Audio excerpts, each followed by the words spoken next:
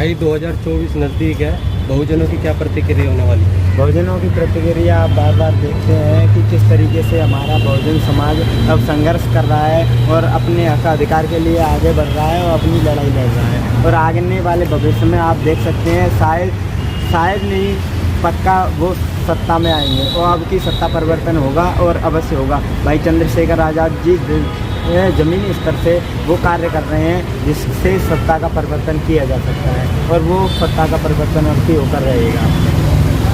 और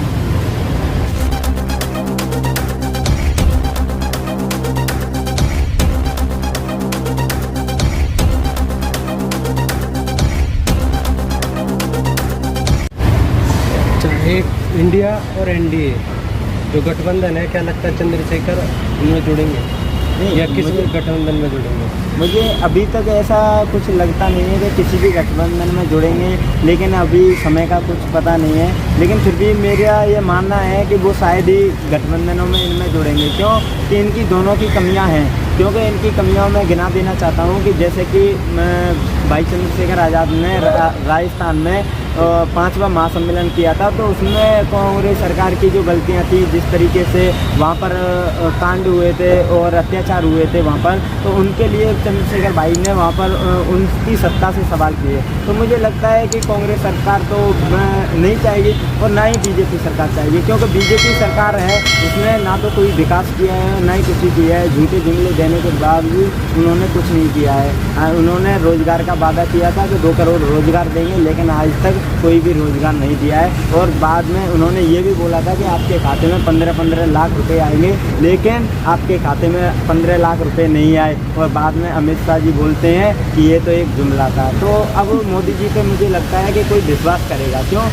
बीजेपी सरकार ये कहती है कि हमने 9 साल में विकास किया है, विदेशों में डंका बज रहा है हमारा। विदेशों में डंका तो बजेगा ही ना मैडम जी, जो ने देश का इतना पैसा खर्च कर दिया। अभी आप देख रही थी G20 मीटिंग थी, G20 मीटिंग में 990 करोड़ रुपए खर्च होने थे, जिसमें 1,000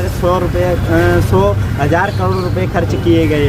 तो आप बताइए, देश का पैसा न्यू तरह बहा रहे हैं मोदी जी। इनको बिल्कुल विकास की तो परवाह ही नहीं है। विकास करते तो शायद देश में देखता और विदेशों में डंका की जरूरत नहीं पड़ती। जो गोदी मीडिया ने ये अफवाह बनाई थी, वो आप देख सकते हैं आने वाले भविष्य में कि किस तरीके से डंका बजा हुआ है। लेकिन G20 से तो देश का नाम भी तो हुआ है ना विदेशों में।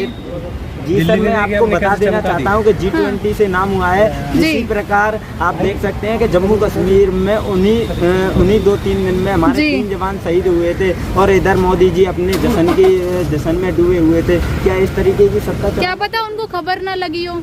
अच्छा, इतने बड़े प्रधानमंत्री होते हुए भी उनको देश के बारे में खबर नहीं है, तो क्या पता आगे भविष्य में देश की खबर रख पाएंगे या नहीं रख पाएंगे, इसकी क्या गारंटी है? क्योंकि जब वादे करते हैं तो जुमला कह देते हैं कि ये तो झूठे वादे और जुमले हैं, ये तो मतलब सत्ता को पाने के लिए। तो इसी तरीके से वो कह देंगे और सत्ता में रहने के लिए वो कुछ भी। बीजेपी ने महिलाओं को 33% आरक्षण दे दिया, बिल पास हो गया ना? नहीं, बिल पास हुआ है, अभी लागू नहीं हुआ है। लागू वो बोल रहे थे, मेरे को मीडिया से जानकारी मिली थी कि वो बोल रहे थे 26 में लागू करेंगे। उस बिल को तुमने पास किया है, उस बिल को आगे लाइए ना। उस बिल को 24 से पहले पास कर दीजिए। क्या लग रहा है महिलाओं के लिए जो बिल पास हुआ है उससे आप सहमत हैं?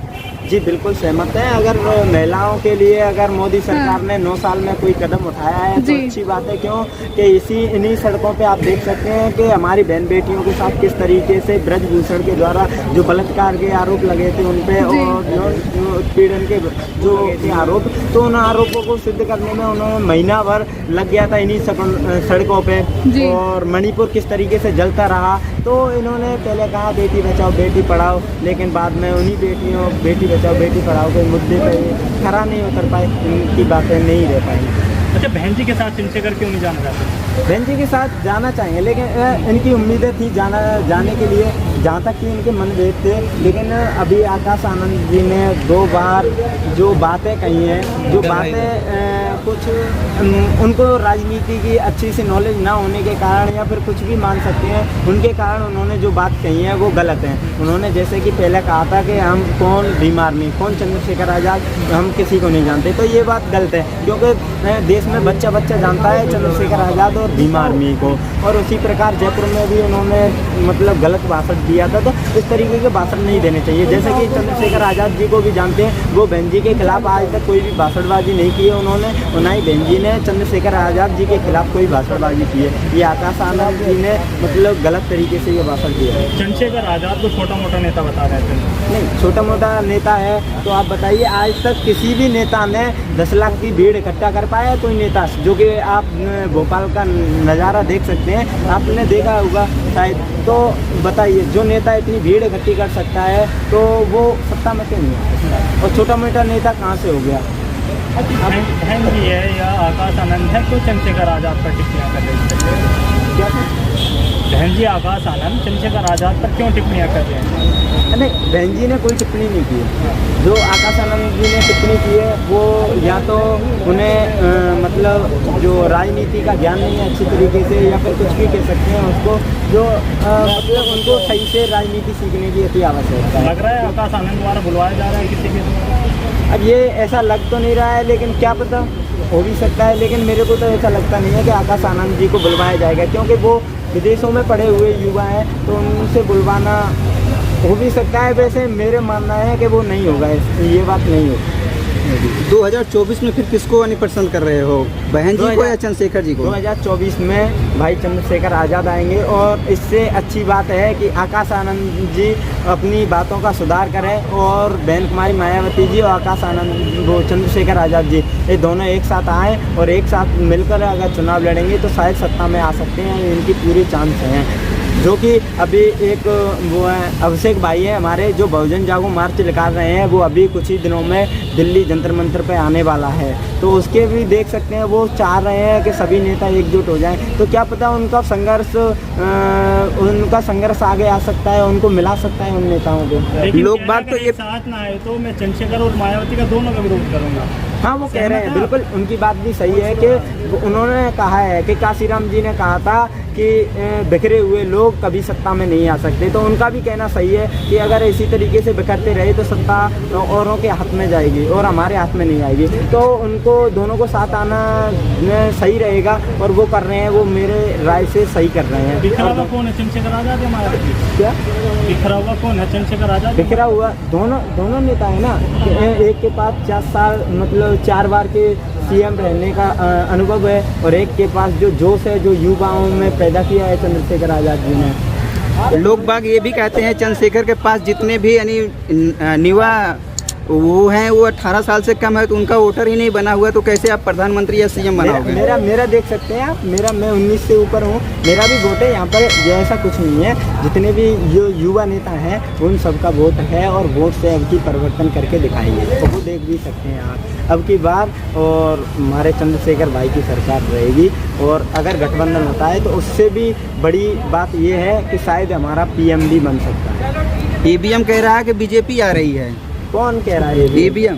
अरे ईवीएम की क्या बात है, ईवीएम कहाँ से कह देगा, उसका परिवर्तन मतलब जैसे कि उन्होंने कहा है ईवीएम मशीनें कुछ नहीं करने का, हाँ। तो उनमें अभी उनके विकास भी देख सकते हैं कि किस तरीके से उन्होंने विकास किया है। उन्होंने कहा था 2 करोड़ रोजगार देंगे, तो रोजगार भी नहीं दिए। उन्होंने कहा था कि बेटी बचाओ बेटी पढ़ाए हैं, तो उनके बेटी बचाओ बेटी पढ़ाओ हमारी दिल्ली सड़कों पर देख ही रहे थे। और उन्होंने कहा था 15 लाख रुपए खाते में आएंगे, तो वो भी आपने देख ही लिए। और नहीं, किसानों को तो दे रहे हैं पैसा, आप जाके चेक करो किसानों को कितने रुपए दे रहे हैं, 12 महीने में 6000 रुपए दे रहे हैं, ये कोई वो है? उन्होंने तो फिर एक बात बताइए मुझे, जब किसान आंदोलन कर रहे हैं 5 किलो राशन भी दे रहा है हर महीने, क्यों घोषित किया? 5 किलो राशन भी दे रहा है हर महीने। ये राशन पहले नहीं मिलता था क्या? पहले भी तो मिलता था, राशन जो भी था वो पहले भी मिलता था और अब भी मिल रहा है। इसमें कोई प्रधानमंत्री जी ने अलग से कोई चीज़ जोड़ी नहीं है। और मैं बता देना चाहता हूँ, जैसे वो कहते हैं प्रधानमंत्री नरेंद्र मोदी जी कि हम जो राशन देते हैं, लोग बात कहते हैं कि हमने राशन दे दिया तो हम नहीं कह रहे हैं, तो ये इसी तरीके से अब ये खुद का प्रचार क्यों कर रहे हैं राशन देने के लिए?